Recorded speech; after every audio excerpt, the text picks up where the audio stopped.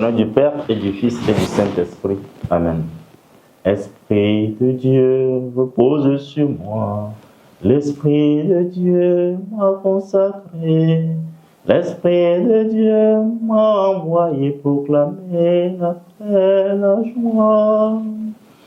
Évangile de Jésus-Christ selon saint Matthieu. En ce temps-là, les 11 disciples s'en allèrent en Galilée, à la montagne où Jésus leur avait ordonné de se rendre. Quand ils le virent, ils se prosternèrent, mais certains eurent des doutes. Jésus s'approcha d'eux et leur adressa cette parole. Tout pouvoir m'a été donné au ciel et sur la terre. Allez de toutes les nations, faites des disciples, baptisez-les au nom du Père et du Fils et du Saint-Esprit. Apprenez-leur à observer tout ce que je vous ai commandé. Et moi, je suis avec vous tous les jours jusqu'à la fin du monde. Acclamons la parole de Dieu. Louange à toi, Seigneur Jésus. Nous sommes au jeudi 13 mai 2026, solennité de l'Ascension de notre Seigneur Jésus-Christ. En ce jour de la solennité de l'Ascension, l'Évangile nous place sur la montagne de Galilée, le lieu du départ de la mission du Christ pour son entrée dans la gloire du Père. Il s'est élevé aux yeux de ses disciples. En effet, devant les disciples sur la montagne de Galilée, Jésus disparaît de leur vue par son ascension. Ce mystère de la montée de Jésus au Père est un passage de la présence physique du Christ à la présence spirituelle et sacramentelle, signe visible qui nous communique de grâce invisible.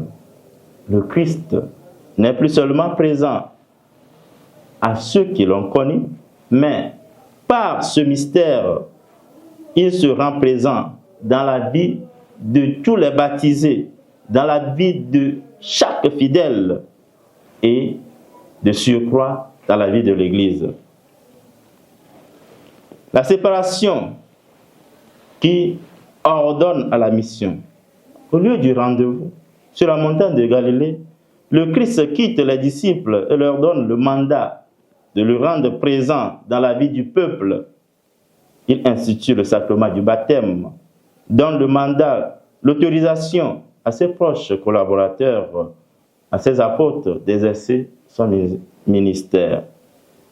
Nous sommes aujourd'hui les lieutenants du Christ.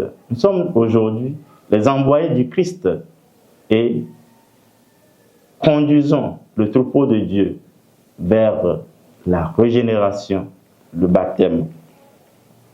En se séparant des disciples, le Christ ordonne de conduire les hommes vers Dieu.